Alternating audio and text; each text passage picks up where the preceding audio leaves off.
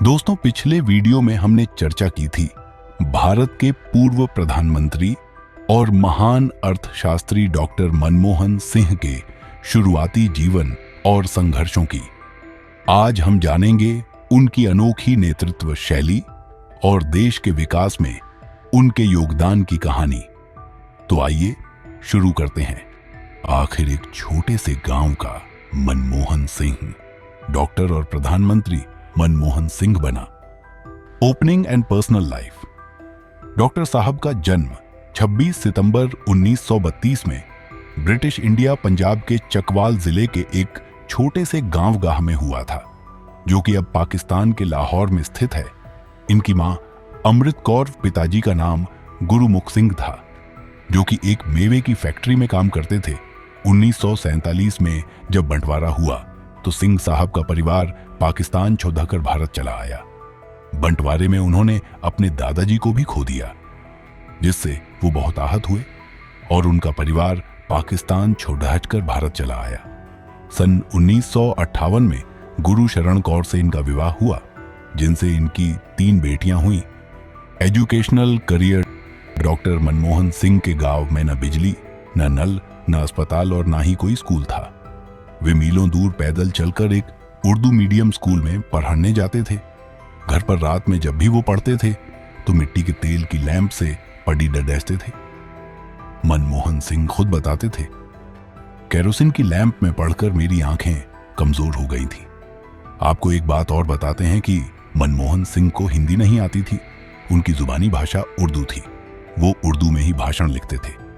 आइए एक नजर उनकी एजुकेशनल लीफ पर डालते हैं। या स्नातक उन्होंने 1952 में पंजाब विश्वविद्यालय चंडीगढ़ से अर्थशास्त्र में स्नातक की उपाधि प्राप्त की। स्नातकोत्तर 1954 में उन्होंने पंजाब विश्वविद्यालय से अर्थशास्त्र में स्नातकोत्तर की उपाधि प्राप्त की। कैम्ब्रिज विश्वविद्यालय।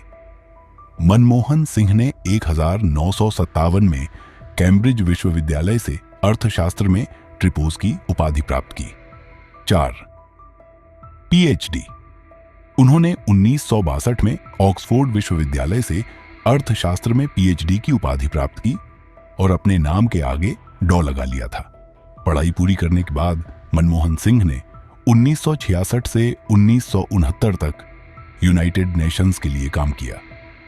उसके बाद दिल्ली स्कूल ऑफ इकोनॉमिक्स से ऑफर मिलने के बाद वो अपने वतन लौटकर प्रोफेसर बन गए। पॉलिटिकल करियर एक लड़ाई और प्रोफेसर से मंत्रालय तक का सफर तय कर लिया था अपने सिंह साहब ने। उनका ब्यूरोक्रेटिक करियर तब शुरू हुआ जब ललित नारायण मिश्र ने उन्हें कॉमर्स मिनिस्ट्री में बतौर एडवाइजर रखा। सिंह साहब खुद कहा करते थे, विदेशी व्यापार के मुद्दों पर भारत में मुझसे ज्यादा जानने वाला कोई नहीं है।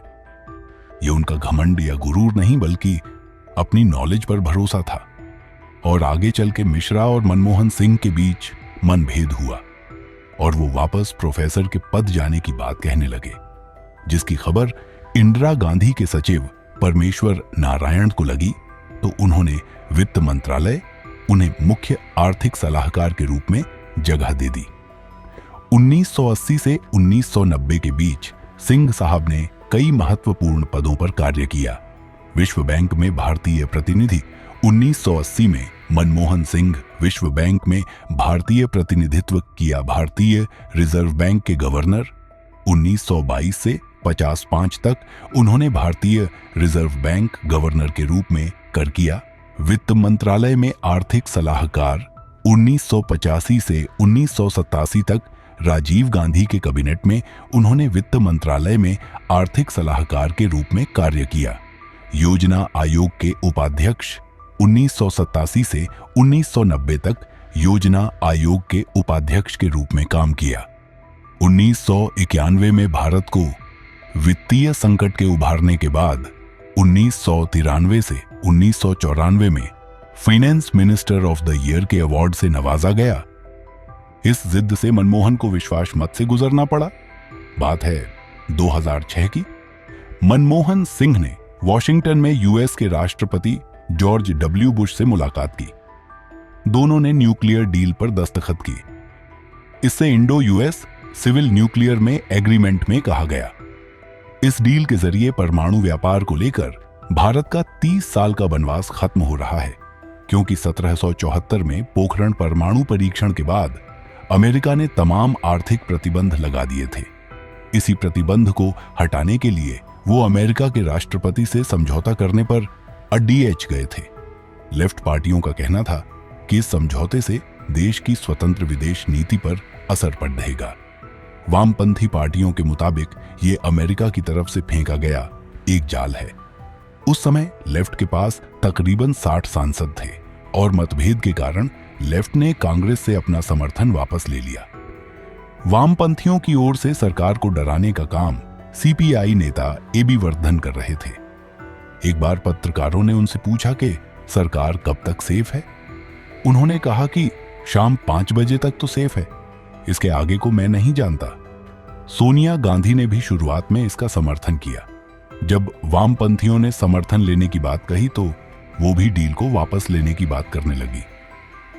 सरकार को सदन में विश्वास मत से गुजरना पड़ा।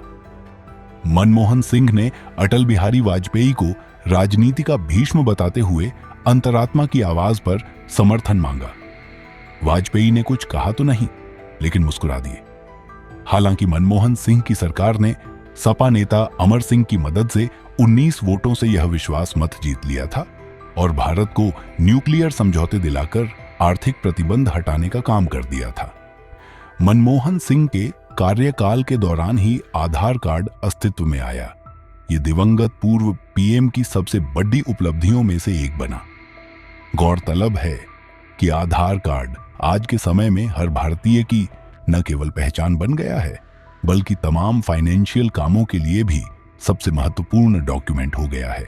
जनवरी 2009 में देश के निवासियों को विशिष्ट पहचान प्रदान करने, विभिन्न सेवाओं तक पहुंचाने को सुविधाजनक बनाने के लिए आधार कार्ड योजना की शुरुआत माननीय प्रधानमंत्री मनमोहन सिंह जी ने ही की थी।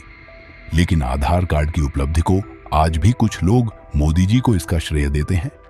निधन 26 दिसंबर 2024 की शाम को उनकी तबीयत खराब हो गई। इलाज के लिए दिल्ली के एम्स में भर्ती कराया गया, मगर रात 9 बजे डॉक्टर्स ने उनके निधन की पुष्टि कर दी और इस तरह एक बेहतरीन और योग्य महापुरुष का अंत हो गया। डॉक्टर साहब विपक्ष में भी जलवा कायम रखते थे और ये मर्यादा हर नेता में नहीं होती। सही चीज पर साथ देना चाहिए, चाहे पक्ष हो या विपक्ष। मगर लगता है आज के नेताओं में वो बात नहीं है जो सिंह साहब में थी। तो दोस्तों, कैसा लगी डॉक्टर मनमोहन सिंह के राष्ट्र हितैषी कहानी?